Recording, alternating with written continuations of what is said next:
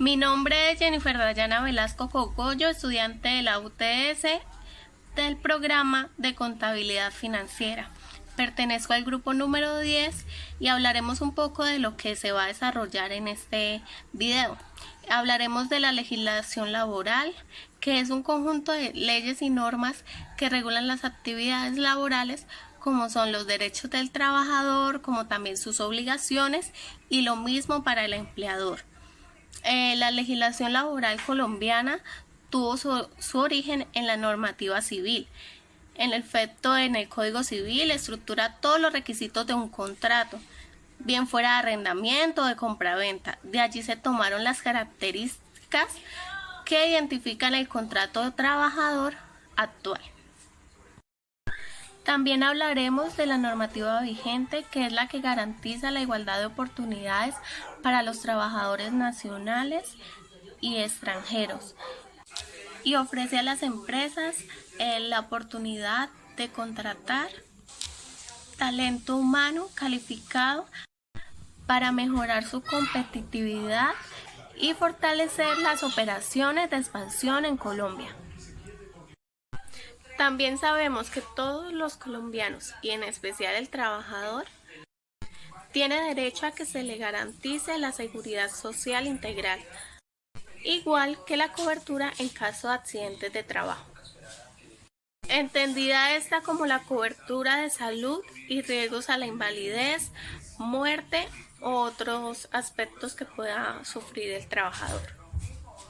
El Sistema General de Salud de Seguridad Social en Colombia está integrado por el Estado a través del Ministerio de Salud y Protección Social, quien actúa como organismo de control, organización y dirección. Las entidades promotoras de salud, las EPS, son las encargadas del recaudo, el control y de garantizar la prestación del plan obligatorio de salud. Y terminaremos hablando un poco de lo que es el contrato laboral. Sabemos que es el acuerdo mediante el cual una persona natural le presta un servicio, ya sea una persona natural o jurídica, que es un empleador, para ofrecerle un servicio, el cual el empleador le hará una remuneración, la cual llamamos salario. En Colombia existen unos tipos de contratos, los cuales son: 1. Contrato obra-labor. Segundo, contrato de trabajo a término fijo. Contrato a término indefinido, que es el tercero. El cuarto es contrato de aprendizaje. El quinto, que es un contrato temporal o accidental. Buenos días, mi nombre es Michelle Ruiz. Les voy a hablar acerca de los antecedentes de la legislación laboral. Primero que todo debemos remontarnos a los inicios de la actividad laboral, en donde es bien sabido que el ser humano siempre ha encontrado la búsqueda a su bienestar, siempre ha estado en esta constante búsqueda para generar el bienestar propio y el de los suyos. Por esto se genera el concepto de trabajo con el fin de obtener algún beneficio, como lo fue en la época de la esclavitud, ya que los acaudalados adquirían a sus esclavos con el propósito de explotarlos con trabajos forzosos, y en donde estos esclavos solo tenían derecho a algunas porciones de comida. Incluso algunos, con una más suerte que otros, podían tener algún beneficio extra. Durante los siglos XVIII y XIX surge un nuevo sistema laboral, conformado por feudo y vasallo, siendo estos amo y esclavo respectivamente, en donde el esclavo, a cambio de su trabajo, siendo este un trabajo excesivo e inhumano, recibía a cambio vivienda, alimentación, protección y además un censo o arriendo en retribución a las tierras trabajadas. Las primeras leyes de la legislación laboral se promueven en Europa, las cuales con la colonización repercuten en nuestro país, siendo este un tiempo de total explotación y de abusos, hasta que aparece un grupo de defensores de la dignidad creando movimientos populares. Durante la Revolución Industrial se forma la primera clase obrera, en donde se sustituyen las labores artesanales y de manufactura, se reemplazan por fábricas. Además, se generaliza el sistema de la compra-venta y la contratación asalariada. Surgen además sujetos básicos como lo son el trabajador y el empleador de la empresa. Además, surge el sindicato.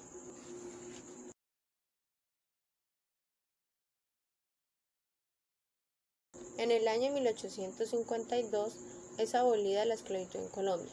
La legislación laboral colombiana tuvo su origen en la normatividad civil, en donde se estructuraban los requisitos de un contrato, bien fuera de arrendamiento o de compraventa. De allí se toman las características que hoy identifican al contrato de trabajo. Dicho esto, se puede definir el derecho laboral colombiano como el grupo de principios, acciones y normas que regulan las relaciones entre los empleadores y los trabajadores, garantizando y primando siempre los derechos fundamentales de los. Hola, muy buenas noches. Mi nombre es Mayra Alejandra Herrera. El tema que vamos a tratar hoy es la estructura del Sistema General de la Seguridad Social. El Sistema de Seguridad Social Integral vigente en Colombia fue instituido por la Ley 100 de 1993 y reúne de manera coordinada un conjunto de entidades, normas y procedimientos a los cuales pueden tener acceso las personas y la comunidad con el fin principal de garantizar una calidad de vida que esté acorde a la dignidad humana. Hace parte del sistema de protección social junto con políticas, normas y procedimientos de protección laboral y asistencia social. El sistema comprende las obligaciones del Estado y la sociedad, las instituciones y los recursos destinados a garantizar la cobertura y las prestaciones de carácter económico, de salud y de servicios complementarios, incorporados en la Ley 100 de 1993 y en otras normas. La seguridad social es un servicio público obligatorio cuya dirección, coordinación y control está a cargo del Estado y es prestado por entidades públicas y privadas. Evita desequilibrios económicos y sociales que de no resolverse significarán la reducción o la pérdida de los ingresos a causa de contingencias como la enfermedad, los accidentes de la maternidad o el desempleo, entre otros, de acuerdo con la Ley 100 de 1993, el Sistema de Seguridad Social Integral en Colombia se compone de los sistemas de pensiones, salud, riesgos laborales y los servicios sociales complementarios. El Sistema General de Pensiones tiene por objeto garantizar a la población el amparo contra las contingencias derivadas de la vejez, la invalidez y la muerte, mediante el reconocimiento de las pensiones y prestaciones determinadas de la Ley 100 de 1993. También se propende por la ampliación progresiva de cobertura a los segmentos de población no cubiertos con un sistema de pensiones. Está expuesto por dos regímenes solidarios excluyentes, pero que coexisten. El primero es el régimen solidario de primera medida y prestación definida, que es de carácter público y administrado por Colpensiones, y el segundo es el régimen de ahorro individual con solidaridad, que es de carácter privado y que opera por los administradores de fondos de pensiones y cesativas. El Sistema General de Seguridad Social en Salud. El Sistema General Social en Salud tiene por objeto regular el servicio público esencial de salud y crear condiciones de acceso al servicio a toda la población en todos los niveles de atención. Es operado por las entidades de promotoras de salud EPS y prestación del servicio. Está a su cargo por las instituciones prestadoras de servicio de salud IPS. Sistema General de Riesgos Laborales. El Sistema General de Riesgos Laborales es el conjunto de entidades públicas y privadas, normas y procedimientos destinados a prevenir, proteger y atender a los trabajadores de los efectos de las enfermedades y de los accidentes que puedan ocurrir con ocasión o con consecuencia del trabajo que desarrollan. Su financiamiento proviene de la cotización obligatoria determinada por el nivel de ingreso y la clasificación del riesgo. Los administradores del riesgo laboral, ARL, son entidades responsables de la afiliación, el registro y el recaudo de sus cotizaciones. El subsidio familiar es una prestación social cuyo objetivo fundamental consiste en el alivio de cargas económicas que se presentan en el sostenimiento de la familia como núcleo de la sociedad, artículo 343 del Código Sustantivo del Trabajo. El subsidio familiar no es salario, sino un derecho latente que se concreta cuando se le genera al trabajador por razones de parentesco, convivencia o dependencia económica para que con él destruye de los beneficios que ofrecen las instituciones responsables a la administración del subsidio. El subsidio familiar es suministrado a los trabajadores en bienes, servicios y en ayudas monetarias. Es administrado por las cajas de compensación familiar. Las cesantías son una prestación social a la que se tiene derecho los empleados del sector público y privado, diseñada con el fin de crear un ahorro para solventar los gastos durante el desempleo, pero que puedan ser usados para pagar educación superior o comprar vivienda. Las cesantías son administradas por los fondos privados y por el Fondo Nacional del Ahorro en el caso de los trabajadores del Estado. Muchísimas gracias, que tengan buena noche. Buenos días, mi nombre es Julián Celeste Barragán, estudiante de Contabilidad Financiera de las Unidades Tecnológicas de Santander. El día de hoy les voy a hablar un poco sobre los contratos laborales. Entonces, iniciamos como tal, que es dando la definición de qué es un contrato. Entonces, este es un acuerdo generalmente escrito, aunque también se puede verbal, por el que dos o más partes se comprometen a respetar y cumplir una serie de condiciones. Continuamos con las modalidades de los contratos. Estas son según su forma y según su duración. Entonces, según su forma, están divididas en la forma verbal. En el caso de los contratos verbales, según el artículo número 38 del Código Sustantivo del Trabajo, es necesario que tanto el empleado como el empleador estipulen unos puntos claves, tales como el tipo de trabajo, el lugar, las cuantías, el costo, el modo de pago y su duración, para así no generar confusiones que pueden afectar las dos partes, tanto al empleado como el empleador. También tenemos el contrato escrito.